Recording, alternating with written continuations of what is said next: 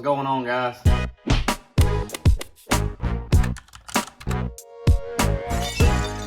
I just got my rods in for the 2020 Elite Series season. I just unboxed them. Got most of what I'm going to use. I'm sure I'll have a few here and there that I get throughout the season if I need something really specific. But basically, these rods I got right here that I'm about to show you are the ones that I'm going to use day in and day out, practicing during the tournament and all that stuff.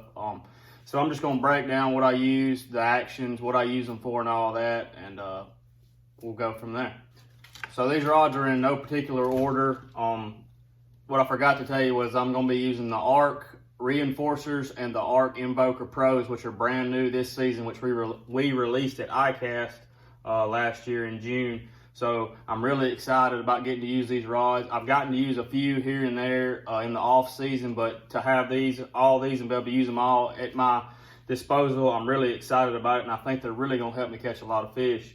But going on to what I'm using and whatnot, this first one, and these are in no particular order, this is a 6/8 medium regular action. This is the Reinforcer rod, and what I'm normally going to be doing with this rod is this is going to be my jerkbait rod, my real small topwater, like a little popper or anything like that. You know, it's 6/8, so it's kind of short. It's not going to have a lot of backbone to it being a medium action, but with the regular tip, you know, it's going to bend all the way down into the rod, where that's what you need when you're throwing that jerkbait on 10 to 12 pound line with the little light wire hooks and whatnot. We're going to Chick the second week of February. I mean, I'm expecting that there's probably going to be a jerkbait bite somewhere. Gonna have to throw it, gonna be using this rod a lot there, I'm sure. Then you can go like into summertime, you know, I said you can throw like a small popper or something short. You can get it into places, you know, you can make little short pitch casts and all that kind of stuff with that rod. That's normally all I use this rod for. Sometimes you get into interesting situations where you might be flipping like a shaky head on 12 to 15 pound line. Just for instance, last year in a tour tournament we got on Lake Cherokee where the smallmouth were spawning on the bank, and that's what I kind of did. I was throwing a shaky head where a lot of guys were throwing a spinning rod.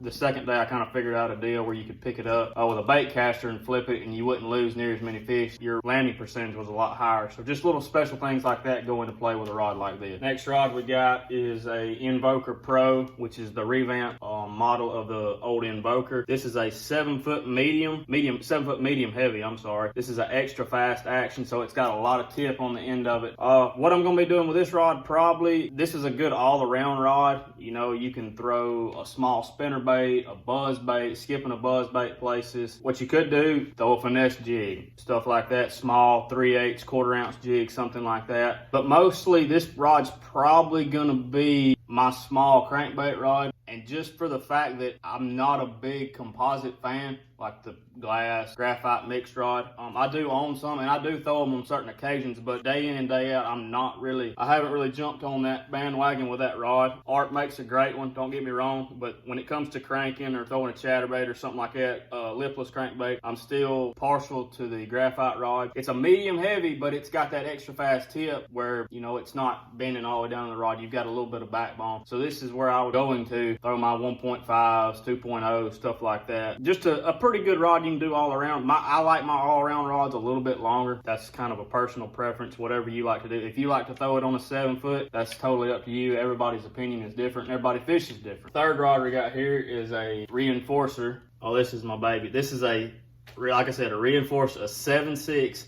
extra fast heavy. So what this is my bread and butter. This is my flipping rod 99% of the time, whether I'm flipping a 1/2 ounce jig, a 1/2 ounce weight, a 3/8, you know, it's what I've made the most money on, a 5/8 flipping jig. This is the best rod I've used for it since I've started fishing, and I've used a bunch of flipping rods, but I've gotten to use this rod a lot. Thus filming earlier in the season, I actually had one of these to take to the last 2 Open, and I was flipping a jig at the Mississippi River, and I had one of these, and I used it the whole tournament. Really nothing I want changed on the rod. It's the absolutely perfect flipping rod I've ever used. It's got just enough tip, it's got plenty of backbone, it's light, it's balanced with a reel on it. The guys at ARC have really outdone themselves with this Reinforcer series, but again, there's a lot of rods out there on the market where that 7/6 heavy, what everybody calls a flipping rod, when you go to flip a little bit heavier bait, like a 5/8 to a 3/4, that tip wants to bounce a lot and your accuracy gets off. What I've learned flipping is the more accurate and quiet and subtle you can be getting in and out of places, the more bites you're going to get. And with this rod, you've got a little bit of tip, but not near enough to where you pitch it out there and it's bouncing and it's making your bait not really land where you're wanting it to. So that little bit stiffer tip, and you can put it in there and bring it out, and it makes you a lot more accurate, a lot more efficient. And in the end of the day, being accurate and efficient and all that, it's going to get you more bites. I think this rod's a big key to why I did so good at Wisconsin and at Grand Lake the last tournament. We were flipping there too. Next one we got up is a ARC Invoker Pro. Now this is a new action that they've come out with the Invoker Pro series that we didn't have available in the Invoker. This is a 7.2 medium action. I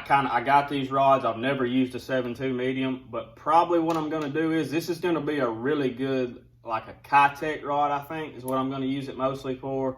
Could be a topwater rod, you know, like Book, plopper type rod. It's going to be a really good plopper rod, I think so, because I think it's going to be a little bit too flimsy to throw a buzz bait. What I'm going to do is I'm going to throw a plopper on this on straight braid, and you know, when one gets that plopper, I mean, you don't want to like jerk it away from him because it's going to be a big explosion. You're going to probably get excited and jump the gun a little bit, but with that being a medium action, you know, it's going to give a lot and allow that fish to get the bait, get hooked up good before you really start cranking on him and all that. But this is gonna be a good topwater rod, I think so. Like I said, I've never used it, but I'm excited about it. I'm looking forward to it. And I like that 7.2, like I told y'all earlier. I'm partial to a little bit longer rod than most people. I don't know why. I've just always been like that growing up. Next one we got is another Invoker Pro. This is the 7.4 medium heavy. I got one of these rods when we were down at filming the other day. It's probably, besides the 7.6 reinforcer, it's my favorite chatterbait rod I've ever picked up, because like I said, I'm not real big on the composite graphite glass combined rod. I don't like that mushy feeling to them. I like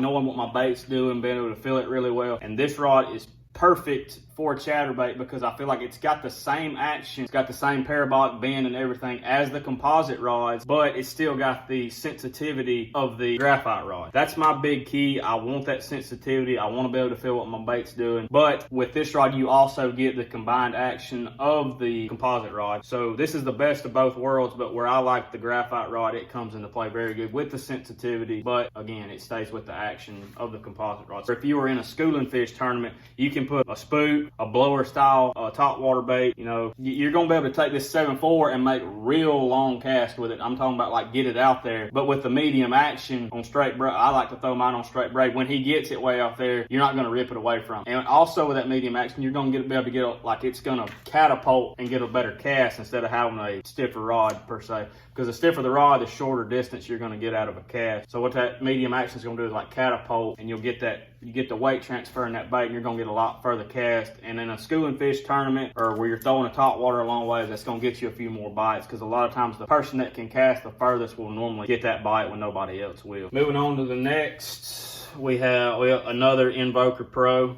the 7.3 mag medium heavy.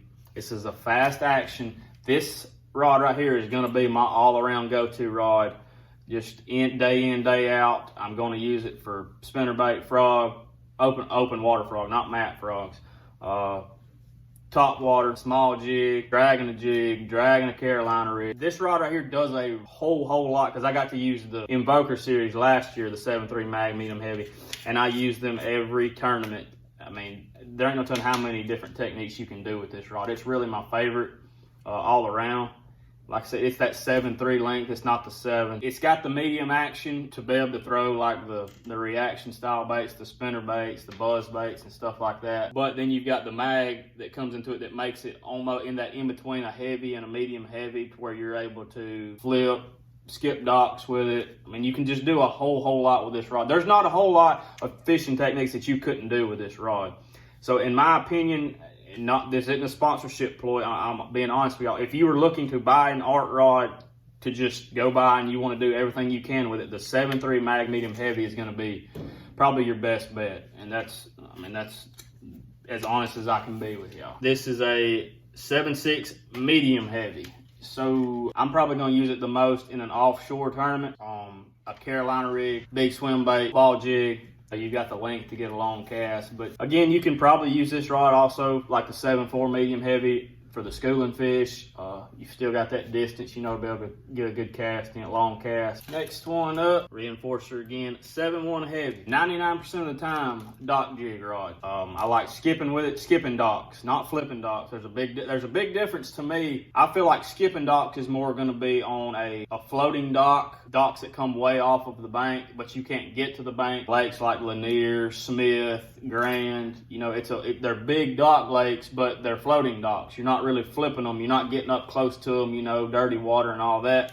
You're sitting back, skipping back as far up under them as you can. This is my favorite rod for that. I haven't had a reinforcer. The one I used last year was a 7-1 invoker. 99% of the time, skipping docks, 3/8 ounce dirty jig. I'm pretty sure the last two we got are spinning poles, but I use two different actions. This is a 7-1 medium, the reinforcer again, but this action and everything is the rod I used on the Wired to Fish video. If y'all hadn't seen it, go check it out on wiredtofish.com, where I explain I was throwing a Zoom beatdown worm, Ned rig style bait, but what I like to do with it is I like to use a true Shaky head and rig it weedless, so it's a 3.5, 4-inch worm, and instead of an exposed hook, I use a weedless hook. And what that does is I get to work it through brush and stuff, and it doesn't get hung up, you know, it don't get hung on the bottom and you lose 10 or 15 of them in a day. I like to use this rod for that because it's got, with it being a medium, it's got enough backbone halfway up the rod to where I'm able to rig that bait weedless and still get a good hook in it and drive the hook home. You know, you get a good hook set. You're not just skin hooking them. You've got enough backbone and power to penetrate the fish's mouth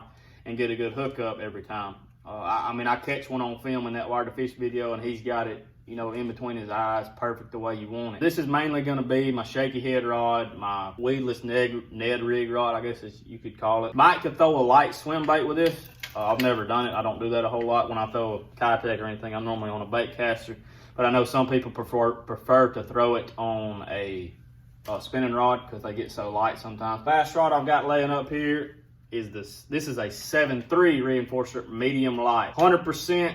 Gonna be my drop shot rod. I like the length on my drop shot rod. It gets me a lot longer cast. The length on a drop shot rod, if you're really dropping on them, doesn't make a whole lot of difference. You know, you probably want a shorter rod for that, but there's a lot of times where I'm throwing a drop shot where I'm casting it and dragging it back. 2 years ago in the Forest Wood Cup, I was leading going into the last day doing that same exact pattern. I was throwing the brush piles, fishing offshore with the drop shot, making those long casts, and I was, like I said, had a 7.3 medium light rod. I mean, I feel like there's a lot of detail that goes into picking which rod for what technique. I kind of get into a little bit of detail because I want things just right. If I don't have things exactly right and they don't feel good, I feel like I don't fish to my potential. I don't fish at the top level, and being on the Elite Series day in, day out, practice, tournament, it don't matter. You have to be on top of your game every single day, every single cast, and I feel like having the right rod set up for the right technique that you're doing at that time gives you confidence, and confidence is all, I mean, it's just another step in